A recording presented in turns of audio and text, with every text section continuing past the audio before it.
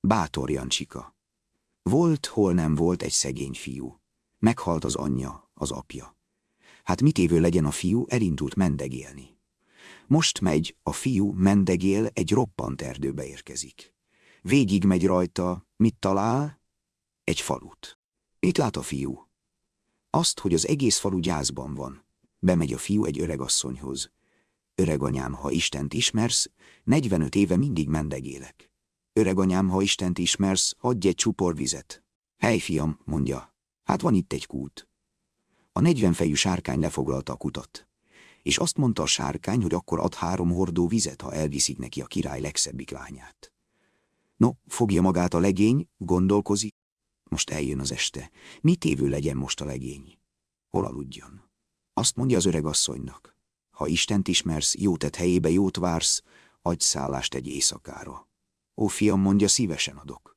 Nem, hogy egy napra, örökre itt lakhatsz nálam, úgyis egyedül vagyok. Na, mondja a fiú, köszönöm, öreganyám. És lefekszik a fiú, és álmot lát a fiú.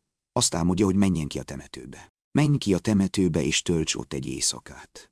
Amikor elüti az óra a 12-t, akkor menj be abba a sírba. Arra a sírra az van írva, hogy aki idejön, annak a feje nem marad ott, ahol van. A fiú olvassa a feliratot, és elgondolkozik.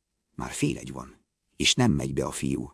Egyszer csak meglát egy szürke lovat, és az azt mondja neki, Jancsika, amikor anyádban kis mixen voltál, már akkor tudtam, hogy sok gondom és nagy bajom lesz veled. Fogja magát a fiú, a kard után kap, és térdig süllyed a földbe, olyan erős lett tőle. Magára vette a ruhát, ami mindjárt arannyá változott.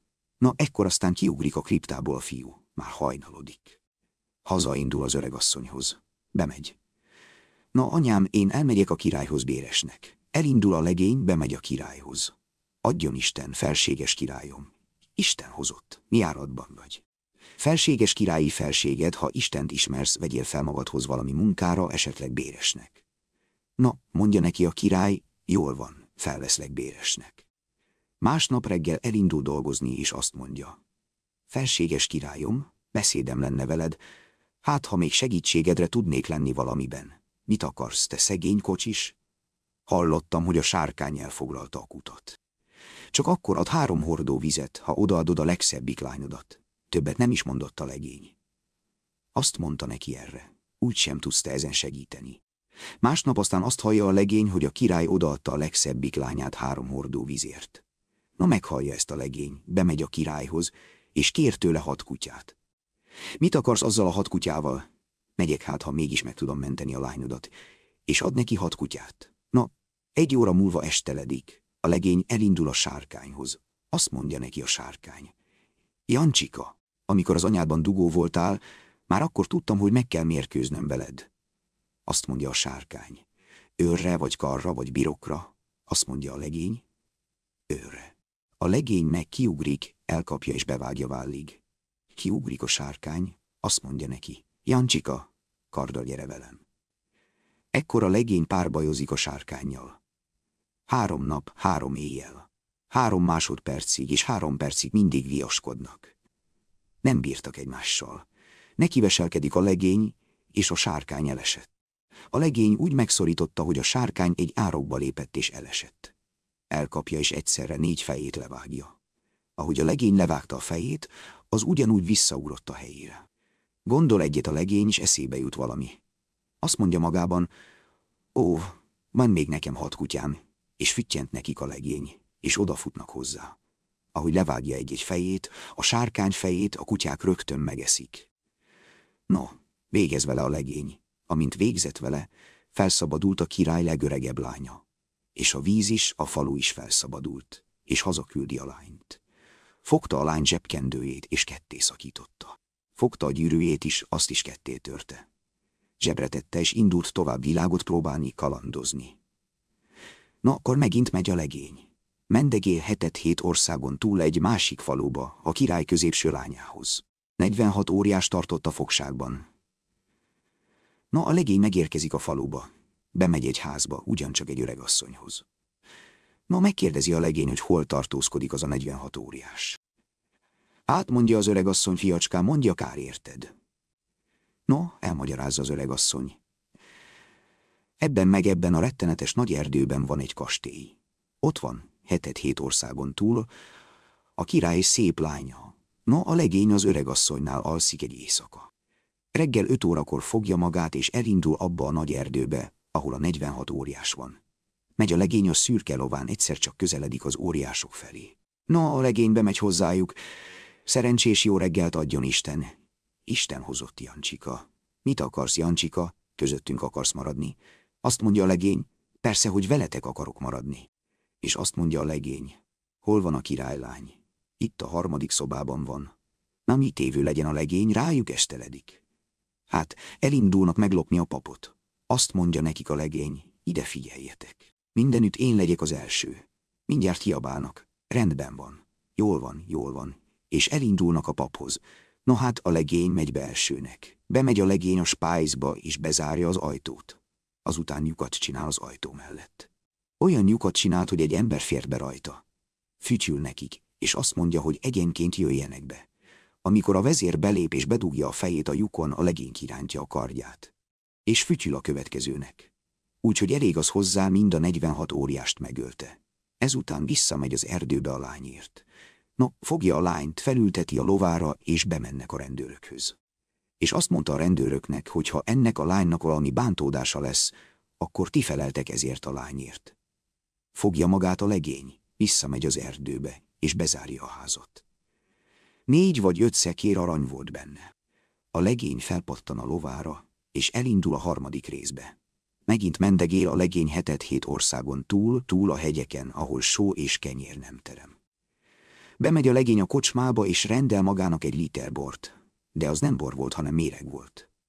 Fogja a legény, nézi, azt mondja az ördögnek a legény, már éjszaka van, 12 óra.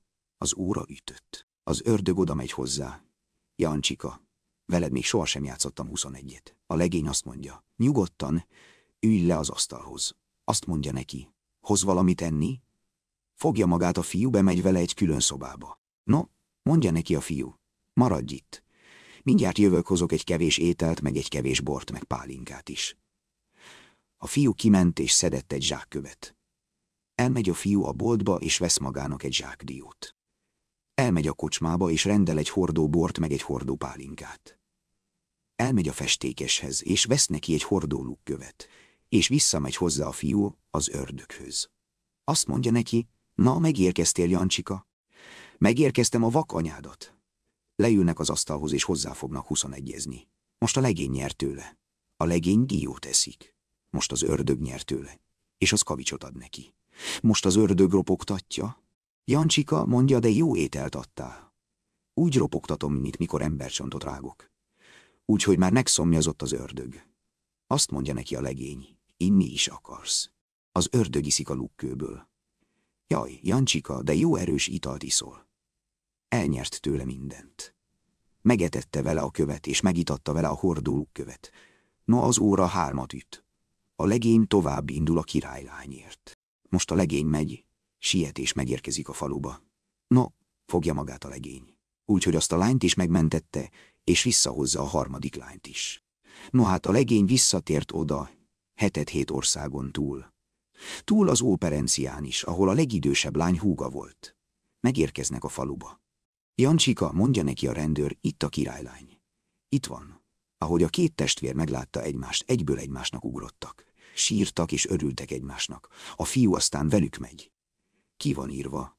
Ezt meg ezt a vitézt, aki így és így néz ki, aki meglátja, egyből sürgesse. Elneveti magát a legény. Fogja magát a legény, és visszamegy oda, ahol a sok arany van. Kinyitotta az ajtót, és kihozta a sok aranyat. Útnak indult a 2 királylánnyal másodszorra. Hetet-hét országon, a hegyeken és a tengeren is túlra indultak.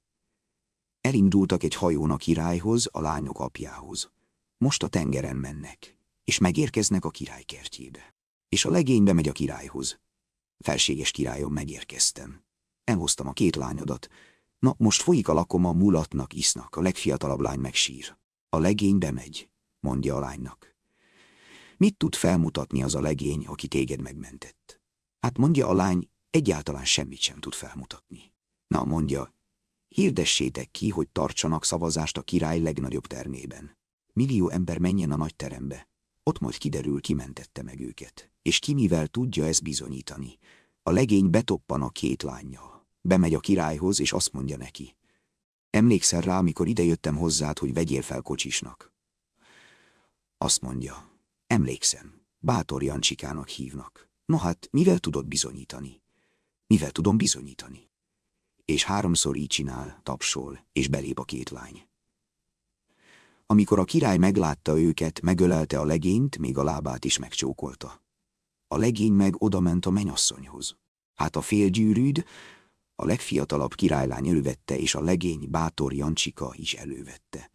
Amikor mindketten elővették, egyből összefort, amikor a vőlegény ezt látta, egyből becsinált a nadrágjába. Na, most kiáltoznak: éljen, éljen, éljen!